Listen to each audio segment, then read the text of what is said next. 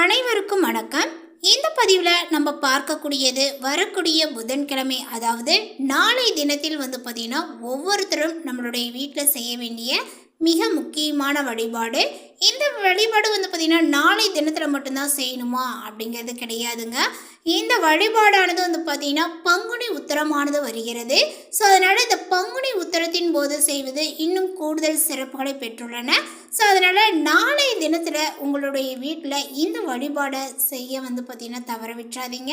கண்டிப்பாக பார்த்திங்கன்னா இந்த வழிபாடை செய்யுங்க. உங்களுக்கு இருக்கக்கூடிய கடன் பிரச்சனைகள் அனைத்தும் தீரும். இந்த வழிபாட்டிற்கு பார்த்திங்கன்னா பெருசாக எந்த ஒரு பொருட்களும் உங்களுக்கு தேவை கிடையாது. நம்ம பார்த்திங்கன்னா எளிமையாக கிடைக்கக்கூடிய ஒரு பொருளை வச்சு தான் இந்த வழிபாட்டை நம்ம செய்ய போகிறோம். அது என்ன அப்படிங்கிறத இப்போ நம்ம பார்த்து தெரிந்து கொள்ளலாம். சுக்குக்கு மிஞ்சிய மருந்தும் இல்லை, சுப்பிரமணியருக்கு மிஞ்சிய கடவுளும் இல்லை அப்படின்னு சொல்லுவாங்க. இந்த சுக்கு அப்படிங்கிறது நம்மளுடைய உடல் நலத்தை பாதுகாக்கிறதோ அதே போலவே நம்மளுடைய வாழ்வில் ஏற்படக்கூடிய பல தீர்க்க முடியாத பிரச்சனைகளையும் இது தீர்த்து வைக்கும். நாளை புதன்கிழமை என்று பார்த்திங்கன்னா சுக்கை நம்ம பல வழிகளில் பயன்படுத்தலாம். அன்றைய தினம் வாங்க வேண்டிய மிக முக்கியமான 6 பொருள், அந்த 6 பொருளில் சுக்கும் ஒரு பொருள். சுக்கை நீங்கள் நாளை தினத்தில் வாங்கிட்டு காலையில் பார்த்திங்கன்னா பங்குனி உத்திரமானது வருது. ஸோ அன்னைக்கு காலையிலேருந்தே நீங்கள் ஆரம்பிச்சிருங்க. நீங்கள் தண்ணீர் தெளிக்கும் பொழுது தண்ணீர் எல்லாம் பார்த்திங்கன்னா தெளிச்சுட்டு நீங்கள் துடைப்பம் வச்சு அந்த இதெல்லாம் பார்த்திங்கன்னா க்ளீன் பண்ணுறதுக்கு அப்புறம் ஃப்ளாட்டில் இருந்தாலும் சரி, நீங்கள் தண்ணீர் தெளிப்பதற்கு பதில் இந்த இடத்துல பார்த்திங்கன்னா இந்த தண்ணீரை வச்சு நீங்கள் சுத்தம் பண்ணுவது அப்படிங்கிறது நல்லது.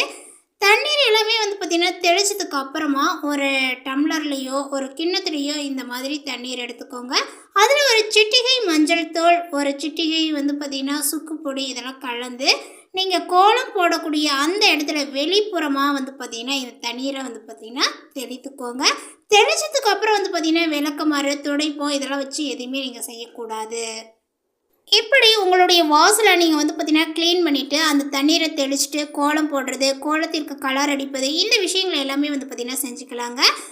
ஏன் நம்ம இதை செய்கிறோம் அப்படின்னா பார்த்திங்கன்னா எந்தவித கெட்ட சக்திகளும் நம்மளுடைய வீட்டுக்குள்ளார வராமல் இதை தடுத்து நிறுத்தும். ஸோ அதனால தான் நம்ம இந்த காலையிலேயே நிலைவாசலில் இந்த ஒரு விஷயத்தை பார்த்திங்கன்னா செய்கிறோம்.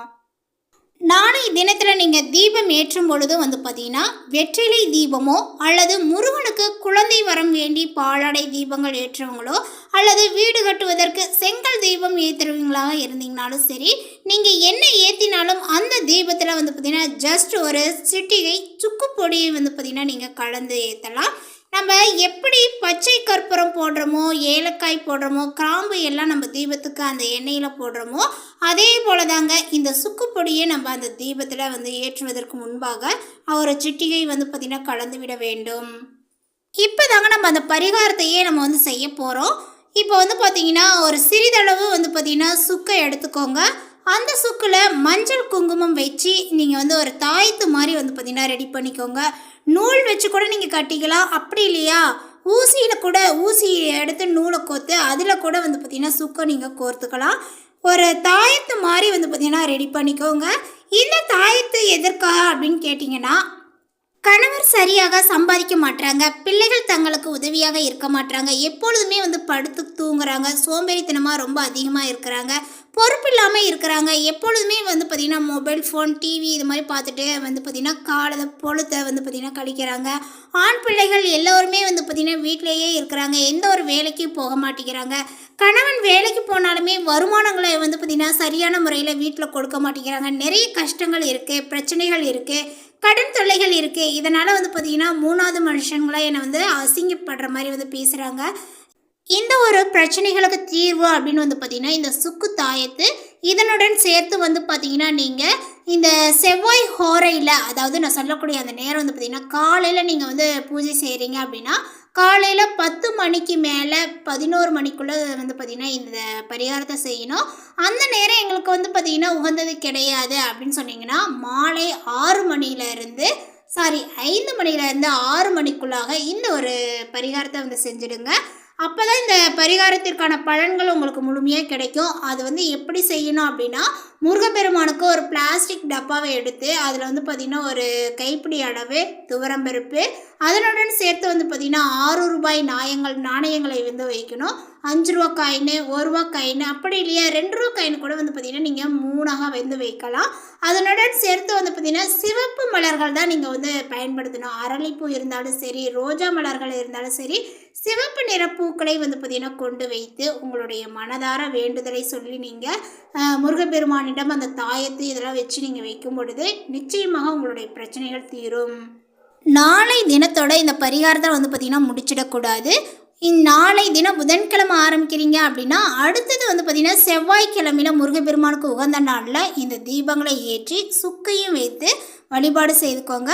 அதனோட சேர்த்து ஒவ்வொரு நாளுமே வந்து ஒவ்வொரு வாரமும் செவ்வாய்க்கிழமை வந்து பார்த்திங்கன்னா துவரம்பருப்பையும் அந்த 6 ரூபாய் காயினையும் புதிதாக தான் நீங்கள் ஒவ்வொரு முறையும் வச்சுட்டு வரணும். அந்த 6 ரூபாய் 6 வாரங்களும் செய்த பின்பு அந்த காயின்ஸ்லாம் எடுத்து வந்து பார்த்திங்கன்னா மேலே அது சிறிதளவு தொகையை போட்டு நீங்கள் 1 கிலோ துவரம்பருப்பை வாங்கி கொண்டு போய் நீங்கள் முருகப்பெருமானுடைய ஆலயத்திற்கு வந்து பார்த்திங்கன்னா கொடுக்கலாம். அப்படி இல்லையா வந்து பார்த்திங்கன்னா ரொம்பவுமே பார்த்திங்கன்னா ரொம்ப தேவைப்படக்கூடிய, அதாவது ரொம்ப ஏழை எளியவர்களுக்கு அந்த துவரம்பருப்பை நீங்கள் தானமாக கொடுக்கும் பொழுது நிச்சயமாக உங்களுடைய பிரார்த்தனை நிறைவேறும்.